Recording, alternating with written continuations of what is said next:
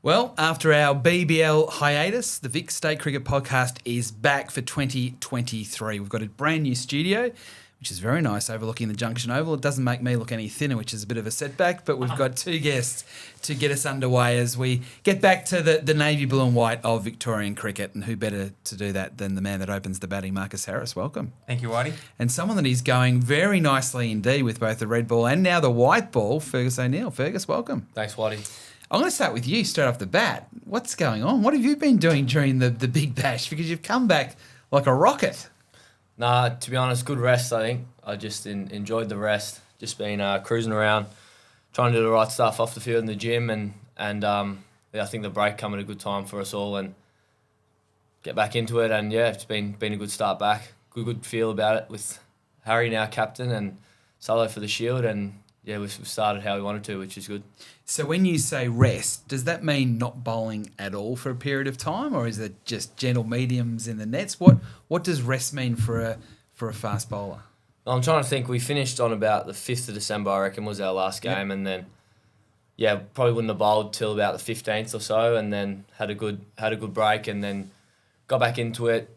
A lot of gym stuff, bit of mucking around New Year's, which was good, and then right back into it for club cricket from, I think it was the 7th, we started back up again, and that was when you start, getting back on feet and bowling a few more balls. And, that built a good bit of momentum for the start of the Shield season and the one-day stuff. So it was perfect, I think. Do you do a mid-season review, whether it be with your coaches or even with yourself, as to, okay, this is what I've done in the first half of the year, this is what I want to do in the second half of the year? How does it work? Yeah, we did that. We all had a review with from Hustler all the way through the coaches, and I did quite a bit of work with Griff, having a look at a bit of footage and whatnot from the first half of the season and how we can suss that out for the back half of the season, and that's been good, and ready to go.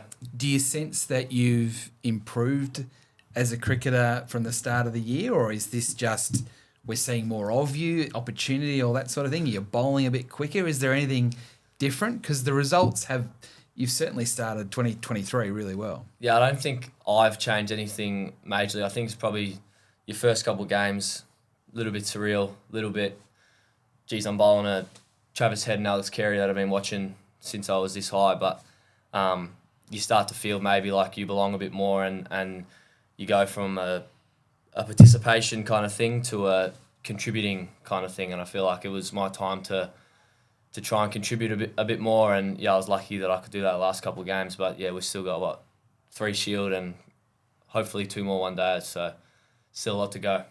Well, have you noticed, Marcus, of Fergus feeling it mid on or mid off as you have been? Have you noticed anything different, or is it we just seeing more of him? I think you've seen him grow in confidence as a cricketer. You don't often see Ferg's style of bowling in Australian domestic cricket, really. I think probably the last 2 that come to mind are probably Chad Sayers and Trent Copeland, who both in their own right, I remember when they first both came onto the scene, were terrible to face, nightmares to face. And I think you've seen with Ferg, as he's got more confident the last couple of weeks and he feels like he belongs a bit more, he has that belief, and now he's starting to bowl the way that I think everyone knows, especially within our squad, the way he can bowl. And he's becoming more accurate. It looks like he's picked up a little bit of pace. And that comes from, like he's saying, is feeling like he's part of the team and he's contributing and not just being excited to be there. Actually wants to be out there and he's competitive, and it's good to watch. It's been an interesting probably whole season really, with just this feels like the squad's starting to change and evolve a little bit. It's probably us older guys that's probably outnumbered a little bit, and it's funny how quickly that changes, but it's been really good and refreshing, and I think we're seeing now that guys like Ferg getting opportunities and taking it with both hands. I want to ask you about that. Going back into the navy blue, there was a really good feeling around the group before Christmas. There wasn't necessarily a lot of wins, but the feeling felt like it was a really harmonious group. And then they come back after the break. You get back involved, a win in the Shield, a win in the Marsh Cup as well, and that feeling's now seeing results to match that good sort of camaraderie. Do you feel that as well? Yeah, definitely. I know in the past when we've had maybe some slow starts to the season, we've had seasons where we've built momentum, and it's funny how that can bring the group together. We had a we had a get together a couple of weeks ago, just like a lunch and a bit of a meeting before, and we sort of spoke about how, with Maddo out, Pete out, and Barrel out, that it's going to be a good opportunity for some younger guys to, play Shield cricket, play one-day cricket, and not just to have the opportunity, but actually like put your name up there and try and take spots off people and make it competitive. And it feels like that's starting to happen. You see guys like Ash Chandrasinghe, Campbell Callaway, Ferg himself, even Sutho, as a young bloke captaining the Shield side. It builds momentum, and I think you see like with teams like WA, teams like Queensland, the more games you can get into the younger blokes, obviously mixed in with the more senior guys, they can have long periods of success if those guys start to believe in themselves and can contribute at a consistent level. You're captaining the white ball, Will Sutherland's captaining the Shield. How did you find Will as captain, and did you feel that was an obvious decision? Because from the outside, it's like, they've given it to one of the younger guys. How did you see all that process take place, and what was it like? I didn't really think about it too much, as in, who would be captain or whatever. We knew that with Pete out and then Maddo, who'd normally done it, not there, someone was going to have to do it. So I think the thing with Sutho is, like I spoke about, with the group evolving and being a bit younger, that Sutho is probably that guy who's the leader of the younger blokes and they all look up to. So I thought it was quite a good decision to give him a bit more responsibility. He was really good during the Shield game. He was really calm. To be fair, we didn't really have any periods of play where we were sort of behind, but he stayed level. He didn't panic at all. I thought he was really good with his bowling decisions and his fields. He asked for help, like I did during the one-day game. I asked for help, and he was really good at taking on feedback and suggestions. So it was really good. It was just different. We've always had Pete as captain pretty much since. There was a period of time where Whitey and Wadey sort of did it for a bit, but in the last few years, it's always been Petey. So it was just like nice to see someone a bit different, or just experience something different, especially for the younger guys. I thought it was really good, and Sutho was really good as well. How'd you find him? Great, yeah, no, as Gaz said, he's probably the one that we look up to as the younger group, and he's young, but he's played I don't know how many games now, 20, 25 games of Shield cricket. I feel like he's starting to figure out his game, as we saw here before Christmas when he won us the game against New South Wales, and I think it's definitely a good time for him to be able to do that with the likes of Gaz and Trav, ex-captain, playing in the same team and whatnot. I feel like it's going to be a perfect transition period for him, and yeah, I thought he did a good job. If Gaz said he did a good job, then I'm pretty sure he did. Now, before I sort of move on, you've referenced Gaz quite a few times. What is Gaz? To be honest, I thought it was Harry. I just hear the older boys call him that, and that's what I call him. Gaz. It's actually stupid how I even got it, but it just stemmed from when I first moved over from WA to Victoria. I think it was like we had a couple of one-days in Perth, and I just being the smart ass that I can be sometimes, I put something in the WhatsApp group, and Mickey Lewis tried to write good gag Harry, and instead it like auto-corrected to good gag Gary, and then Gary just stuck from there. So there you go. That's how it is, yeah. There you go. So on the last week, your 24th first-class century. That's a lot of hundreds. Can you believe the player you've become since you came from WA to Victoria? Yes, in a way. I always believed in myself that I could get to a certain level, and I'm not even at the level that I think I can get to yet. But I remember when I was going through the period of time, it was a really tough time. It was my last year at WA, and I was fighting with, do I stay in Perth and stay at home with my family and do the easy thing, or do I take a risk and take up this offer that Cricket Victoria have given me? And I remember Dad saying to me, he's like, you know what, like, it feels like the same thing's always happening in Perth. You sort of play for a bit and then you back out of the side, play for a bit, back out of the side, and just sort of spinning my wheels a little bit. And I had my own like sort of personal coach. I used to do some gym and have a hit with Rich Daly, and he always encouraged me he just thought he could sort of see it happening from a distance, and he was encouraging me to look for some other opportunities. So I remember Dad saying to me, and I agreed with him, that he's like, I'd think the best thing for you to do is to go take up the opportunity for 3 years in Victoria, and then if it doesn't happen and that's the end of cricket or professional cricket, then so be it, but don't live with the regret of not doing it. So I think what's helped me so much as a cricketer, that I was so fortunate that when I came into the Victorian side, of the people that were in that side, you know, guys like Wadey and Cameron White, Ron became coach that year at the same time. Lockie Stevens was there, Johnny Holland, Scotty Boland, Petey. It was sort of like, I've got to perform, otherwise I'm going to be out of this side and I don't really have a choice. So that was my thinking. But the environment that I came, it was just so different to WA. Not that WA was a bad environment, it was just different. And it just suited my personality so much that it sort of felt like I was at home straight away. And I was having so much fun in my first year of cricket that I was like, I just want to be playing in this team all the time. So what is having fun? Because it's a high performance environment. Yeah. You're trying to play for Australia. You're also trying to keep your spot in your state team. How do you have fun but still be professional? Well, I think back then I wasn't playing for Australia. Wasn't on my radar. It was just like, I want to play for Victoria and I want to, you know, make a couple of hundreds in a Shield seeds and I want to make, you know, X amount of runs or whatever. I wanted to win a Shield final. That was the big thing, because at WA we couldn't get it. They only won their first Shield last year for I think maybe 30 years or something like that. So I'd never experienced that. So that was such a big thing that I wanted to try and do. And then to win that in my first season, I think the thing was that it was having fun, sort of enjoying what everyone was doing, enjoying each other's success.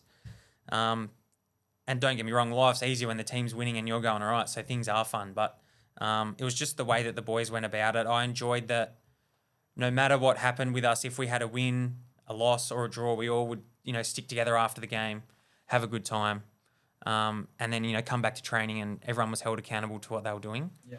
And I just thrived in that environment. So I was just like, this is the greatest place ever. And I think what also helped me as a cricketer wasn't even cricket. It was more living out of home, looking after myself, having to fend for myself. And then I found that having to do all those little things, all of a sudden I was out in the middle and I wasn't thinking, oh, I don't know if should I be doing this or how do I problem solve? All of a sudden I could problem solve better. I could think my way through things better.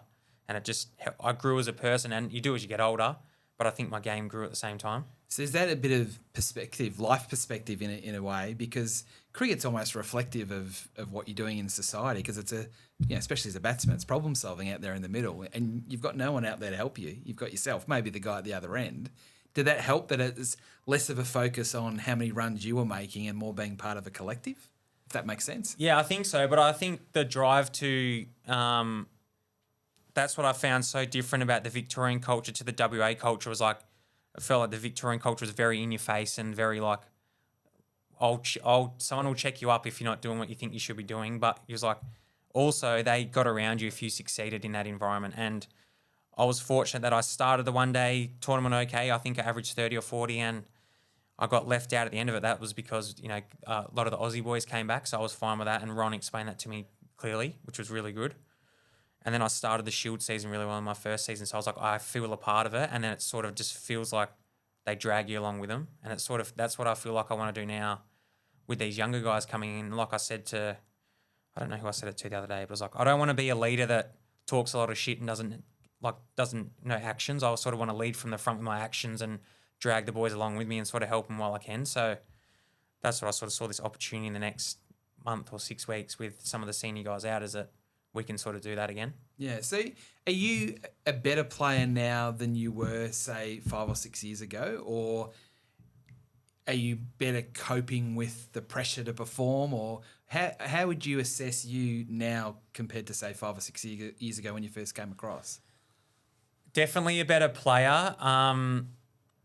I think the best I've ever batted was in my first season when I made 1,100 runs, and when I was first got picked in the test side. That's the best I've ever felt and moved. But I think now I'm a better problem solver. I'm better at staying level and sort of riding the wave of what cricket is. Now that I'm playing all year round, that I play 6 months here and I play 6 months in England, I sort of know and I understand that I'm not going to be able to be absolutely flying all the time.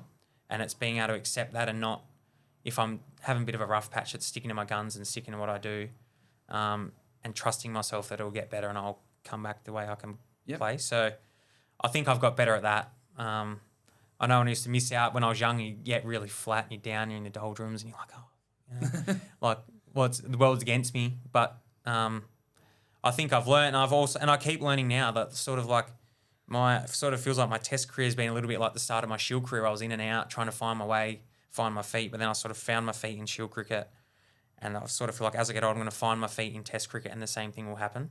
And that doesn't just happen. That's a lot of hard work and stuff like that. But I feel like as I've got older, I've been able to problem solve better, exposed to different conditions, so understanding the game a bit more and being able to read the game better.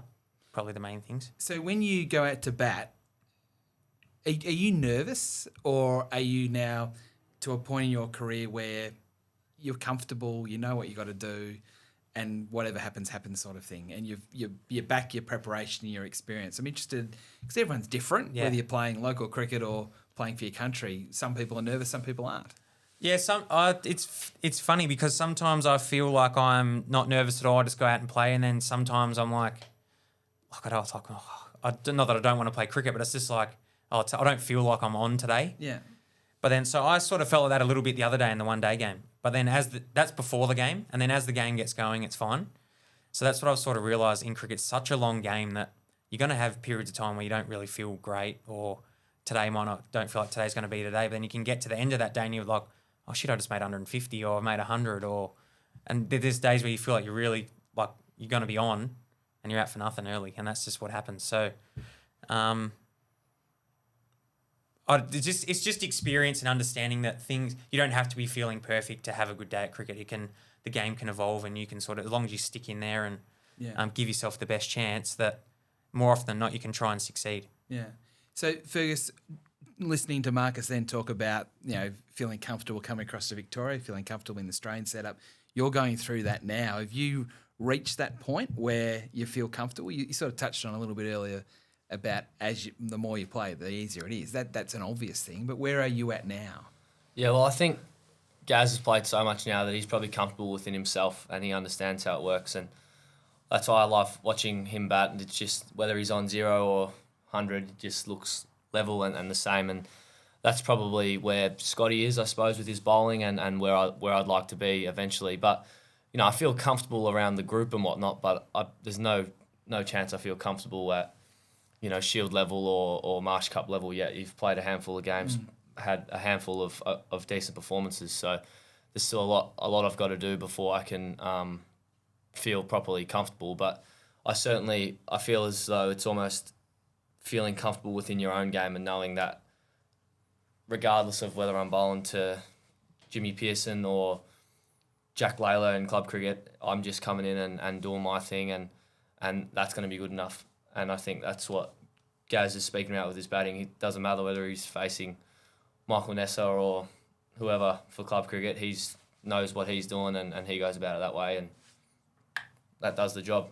Do you ask a stack of questions, or are you one that tends to watch a training and take it all in, like soak it up like a sponge? And how are you placed in that situation? You know a lot. Yeah, yeah. I like to think I know a lot. I don't probably ask enough questions. I've started to do it a little bit more, but I kind of like to observe, watch how the boys go about it, and I think I've come in at a good time.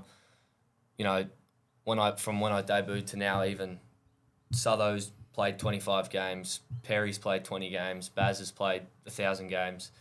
All these people have played a lot, and you start to watch them and see how they go about it and play against Nessa and Sekedi and these kind of guys. I just try and watch, and the common theme for me is that whether you're playing your first game or your 100th game, your best is good enough. It's just those guys do their best for longer, that's really it. And I don't feel like I bowled any spectacular balls on, when was it, Tuesday. I just bowled enough balls in the right spot, and that was the only difference between me having a decent game and me not having a decent game. And that's all I'm really trying to do at the moment is just be level and just try and do my own thing. That's a really good point. So, Marcus, when you go into the Australian setup, what's that like? You've played a fair bit of cricket now for Australia. You've just spent the whole summer with the Australian team. Are you someone that's asking a lot of questions to get better, or does that not happen playing for Australia? It's sort of like, well, you're in the Australian setup, so you should know. I'm interested how you can find little ways of getting better. Oh, it's a great environment. Like, it's a lot of fun. I'm not sure what people expect it to be like, but everyone takes the piss out of everyone the whole time, and everyone's having a great time. And especially like through a dominant summer, that's quite easy to do because there's no real. Don't get me wrong, there's pressure, but they're like so for example, like what it is now, very different. But no, everyone's always trying to learn, and you'd be stupid not to go into that environment, not want to ask guys like Steve Smith or Davey Warner or Marn or Hetty anything. So you're always learning.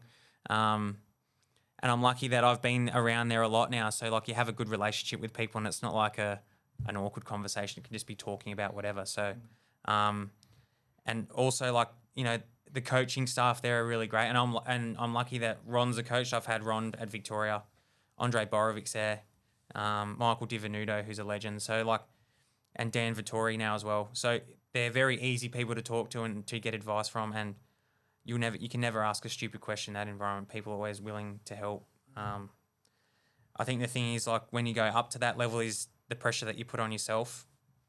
And it's a whole different beast to what shield cricket is. You can sort of, on state cricket, you can go under the radar and go about your business, whereas you put that green hat on and then all of a sudden every Tom, Dick and Harry has an opinion on what you're doing.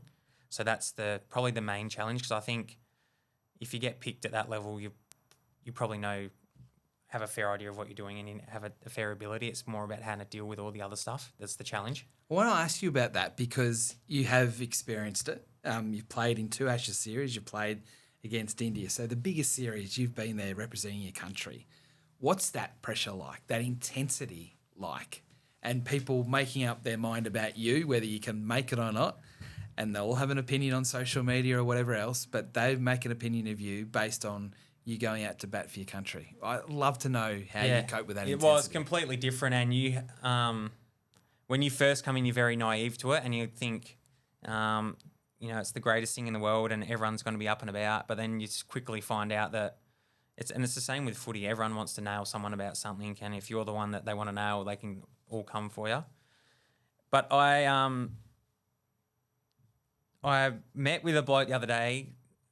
Don't really want to have name drop, but Xavier Campbell, who was CEO of Essendon, met him the other day, fortunately, and he said to me that, I said, how'd you go with all the stuff at Essendon, like with that was going on last year? And he's like, you know what, it's like, even if people are criticising, at least it means you're relevant. And I was like, I've never heard anyone put it like that. And that's the thing I always find funny when people criticise people that are playing for Australia, like how they're bowling, how they're batting, how they're fielding, whatever. It's like, you don't actually understand what it's like to have the pressure of the whole country wanting you to do well or not do well. And then you can't turn the telly on or look at your phone without seeing something. And then all your family wants you to do well. And then you might not be having the day you want to have, and an auntie or an uncle or a mate or your mum or your dad will ring you and they can say the wrong thing and completely set you off. So it's like, it's a really tough environment to be in, but it can also be a very rewarding environment to be in as well. So I think the thing is like Ferg spoke about before, is that trying to be level as much as you can and just accepting that. And like Xavier Campbell said to me, he's like, at least you're relevant for people to have an opinion about what you're doing. So I think as well, you also have to have a level of drive to succeed and drive to want to do well and win games for your country and be the best you can be.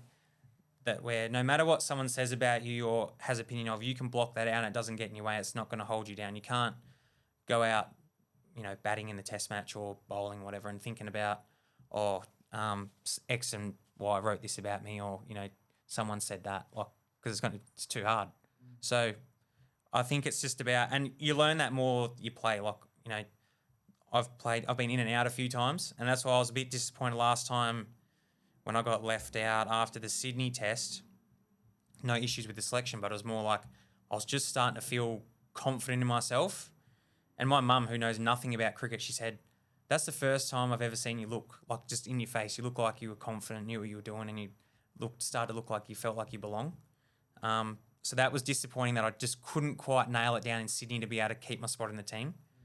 But I feel like from every disappointment and, time of being dropped, that just drives me and fuels me to want to get better and, hopefully propels me for whenever my next opportunity comes, whenever that is, that it makes me stronger. And that's what I try to say to the younger boys now in our squad, especially with a young squad. It's like, you're going to get dropped and you're going to have disappointment, but it's not the be-all and end-all. Like, you don't just go kick the curb and end up stuffing up 6 weeks of your season or 2 months, because you know what, at the end of the day, there's only one thing you can do about it, and that's go back out there and work out what you need to do, speak to the coaches, selectors, And if you need to work on something, you work on it. And then you go out and try and, whether it's in club cricket, whether it's in shield cricket, whatever, and you try and rectify it. And that's all you can do.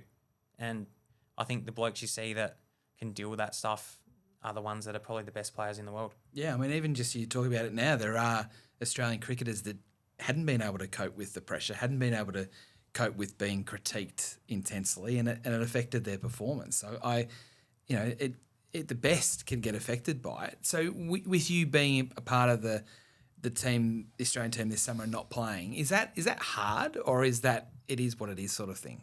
That you're close. Yeah. It's obvious you want to play, but to be fair, if you said to me at the start of the summer that I was going to be picked in the first Test squad, I would have said I don't think so. So, that was sort of gave me belief that I know what I'm doing is right and that I'm not far away from where I think I want to be. And then the good thing is now with the line of communication is so clear. I speak to Ronnie a lot, speak to Bales, speak to Dodders. So I know where I stand. And sometimes things from the outside don't always seem clear, but what we speak about and what I've spoken to them about doesn't have to be made public, so that's okay. And some things don't always make sense. And don't get me wrong, I'm disappointed when I get left out of the team when I think I should be at least half a chance or whatever. But it's like I said before, it's like, well, there's no point being disappointed and kicking the can about it. All I can do is come out now and play shield cricket for Victoria, play club cricket for St Kilda, and just churn runs out and just make it like they don't have an option, they have to pick me. So that's my thinking and that's my drive, is to just do that. Yeah, so you've got these Shield games. You walk back into the Victorian team, make 100 out of 150 in difficult conditions. You've still got hopefully 4 more games if you include the final, then you head off to the UK again. Is it that balance about not obsessing too much about the runs you're making and, maybe the leadership can help take that focus off and let the run sort of just take care of themselves? Is that the approach definitely. you're having? My coach at Gloucestershire, Dale Benkenstein, he's a great bloke. He South African guy, played a lot of county cricket for Durham, and I was having a bit of a tough patch like halfway through the county season last year. I'd played all season at home, and I'd played the county season before. Then I'd played the first 7 or 8 county games, flew to Sri Lanka, played 1 days, played 4 days, flew back to England, then was playing county cricket again. I was coming and going, like sister's wedding and all sorts. Like I was all over the shop. I was everywhere. And I was started to feel a bit knackered, a bit fatigued. And I was felt like my game, I was batting like a busted. I just can't make a run. And then I got a 60 in a second dig of a 4-day game. Then we got to the 1-day tournament. And it's in England, the 100's on. So a lot of the main guys sort of go out for the 100, but the 1-days are still on. So I was playing that. And I missed out in the first couple of games. And I was and Benke messaged me. He's come over to my house. And my dad was there with us in England at the time. And I was with Kat, my partner. I was I'm going to get dropped from this team. And I'm playing against it was no disrespect for younger blokes. And I should be dominating. And it was actually, and Kat's he will not do that to you. It'll be the complete. I'm I'm telling you, he's going to drop me. And it was actually the complete opposite. What he said, and he sat me down and we spoke for an hour. And he was just mate, he's when you're really struggling with things and you're thinking about your batting too much, he's try and think in the field and around the game, around tactically and how we can take wickets, how we can win the game, and you'll find it'll take your mind off thinking about where's my head position or what I'm doing, anything like that. And it was funny, as soon as we had that conversation, everything just clicked back into gear. And then I finished off the season really well there and sort of brought my form back into the Australian summer. So that's what's been really good. And as I've got older and sort of get asked a bit more advice around stuff through the team and that I've found it does help with taking my mind off just solely concentrating on batting and thinking about, I hope I make runs next innings or whatever, rather than just being out in the field and thinking about tactics and stuff like that. It's hard though, isn't it? I mean, you're paid good money to make runs, and cricket is a game where it's a team game, but really it's an individual game, and they all collectively become a team. So as much as you get told all these things, at the end of the day, you got to make runs, and it's that pressure that's. Yeah, I think for me, I remember the first time I ever got my contract changed from just a minimum contract to a little bit, wasn't much more, but a bit more. I was holy shit, I'm getting paid so much money. There's just so much pressure. And it wasn't much money at all. But then as I've got older and as I've started to play for Australia and had more opportunities of playing around the world and that, I'm like, I actually do not give a shit about the money. I just want to be the best opening batter in the world. I just want to make heaps of runs. I just want to like break records, do all sorts of stuff. And I'm like, that other stuff will come with it. I don't care. Like, I've sort of made a conscious effort, and it's probably the opposite of what a lot of people do, is that my main goal is to play Test cricket. It's not to play T20 cricket or anything like that. If that stuff happens, so be it. But it's like I'm red ball focused. Like, I want to play county cricket. I want to play shield cricket. And like that's what my goal is, to make Test hundreds. It's to, whatever. And that's just what it is. And all the other stuff comes with it. It's not my main. I don't get up in the morning like, oh shit, I better make 100 tails. I'm not going to be able to pay the mortgage and stuff. Like, I don't think about that. I just want to go out there and be the best that I can be, and make the most hundreds for Victoria, or make the most hundreds for Gloucestershire, and whoever I'm playing for. So I was going to ask you about what your goals are over the next period of time. There's obviously an Ashes series coming up, then another summer of cricket, all these sorts of things, while the Indian series is going on at the moment. So have you got goals, or are you just saying, as you were saying, it'll take care of itself? I said... You're still pretty young, relatively young, despite what you've done. Yeah. I've been lucky to play a lot of cricket for 30 years of age. I think I've 140-odd first-class games, so I've got a bit of cricket under my belt. Mike Hussey hadn't played for Australia at the age of 30. Yeah. He's a great man, the hustler. But what was the question again? What's my goals? Your goals. I even sort of made I sat down with Kat and sort of said, I don't want to put limits on myself or write down that, I want to make 1,000 runs this season and, 500s, because sometimes that's not attainable through situations, and sometimes you can go past that. So I just wrote down this season, I just want to be the best person I can be as often as I can. And I think if I can do that and I'm in a good space mentally, that there should be no limit on what I can do, and I don't want to put limits on myself.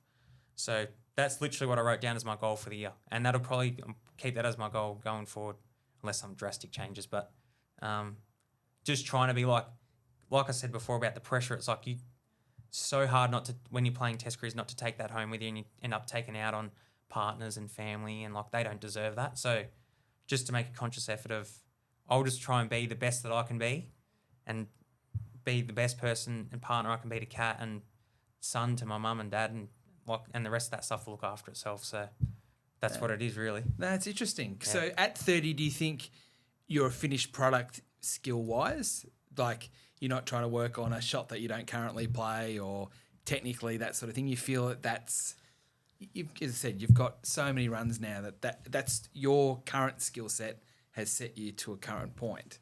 No, I don't think so, because I sort of still get the the reason I wasn't picked for India was that I'm not versatile enough down the order. So it's like, well, alrighty, I got to get better against spin, and I got to work on ways that, like I said to George and I said to Ron, I was like, well, how do I get better at it if I don't bat down the order? But like as an opening batter, you can be on 70 or 80 by the time the spinner comes on. So I've worked a lot on like sweeps, reverse sweeps, switch hits, all sorts of stuff, and I sort of make a conscious effort to practice it in the nets.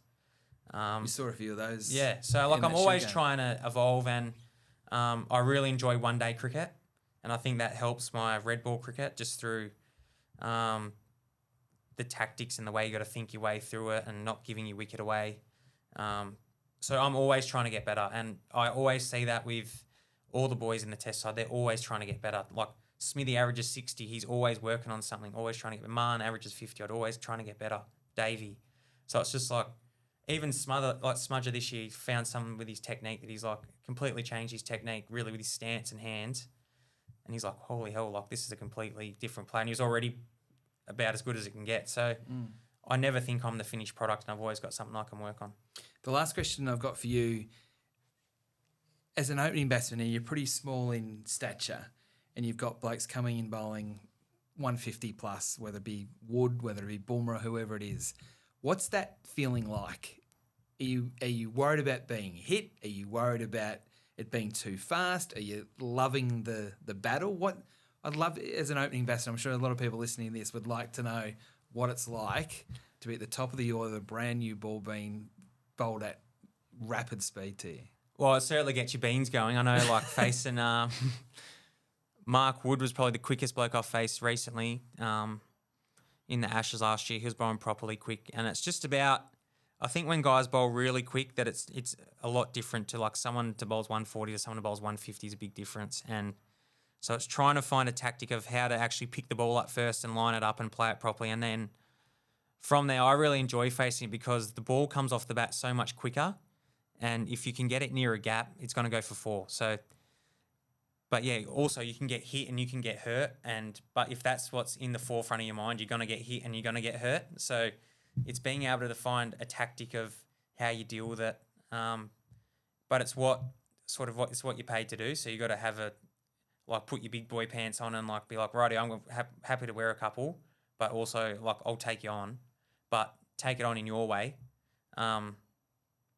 It's part of the game, and it's like I think people love watching blokes bowl quick, but also watching people trying to face bowling that's quick. So, and you see it a lot. Like there's some blokes that bowl properly fast now. Like Norkia in that Test series was unbelievable, but you saw like boys find a way to play it, and you can score off them and stuff like that. So, yeah, it's just I think when they're bowling extra quick, it's actually like trying to give yourself a bit of time to sort of get used to the pace of it, and then you sort of find once you get used to the pace of it, you start moving a bit quicker and you're not hopping around as much. You actually can play it all right.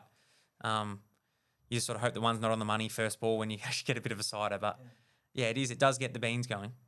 Great insight. Okay, Fergus, what's going to happen this week or next Monday? We're back in the Shield, back here. A chance to win 3 in a row and really set up the season. What's the feeling like in the camp? Good, very good feeling. I think obviously having Harry back and on a heater has been good for us. And as Harry spoke about, Callers is getting another game in him, Chandy's getting another game in him. We've still got experience as well. I don't know if we have Maxi back this week, but that could be some good experience as well. So we're all feeling quite good about where we're going. And well, now we look at the ladder and we're second. I think it's in our hands now. So that's our responsibility. Hopefully, I'm not really sure what they're going to do with the wicket. Last time it spun a little bit. We had Todsy on a heater, which was great, at Sutho as well. So we'll wait and see, but we're confident, we're feeling good and feeling good about where we're going. So fingers crossed. If it spins, it plays into John Holland's hands, who Marcus bowled really well in that second innings. He bowled just about as... I said to his dad came down in the rooms after the game, and I think I might have offended him, but it wasn't on purpose. I said to him that... That's the best that Duck's bowled for years, and not that he had been bowling badly, but it was like back to when the year that Duck took 50 wickets. That was the way that he was bowling. Like he's bowling, looked like a bit quicker and a bit more on him. I know you'd faced him in the nets the day before the game, so you can attest to it. But he just bowled and when you have a spinner that people can't get hold of and takes wickets and is an attacking option, that's how you win Sheffield Shield. So, I think the boys are. It's funny how you sort of go from. Last week we weren't sort of sure, like if we win, we lose. We're not sure how our season's going to go. Then all of a sudden you win, you're up in a second. It gives the energy to the group that like, rightio, we're in it and we can, make a good fist of it, hopefully. That's what momentum's all about, isn't it? And what about this ground here? It could very easily be named the Marcus Harris Oval. You've made so many runs on this ground. But can you make it into a fortress? It has been historically hard to get results, but it's very rare for you to ever get beaten here.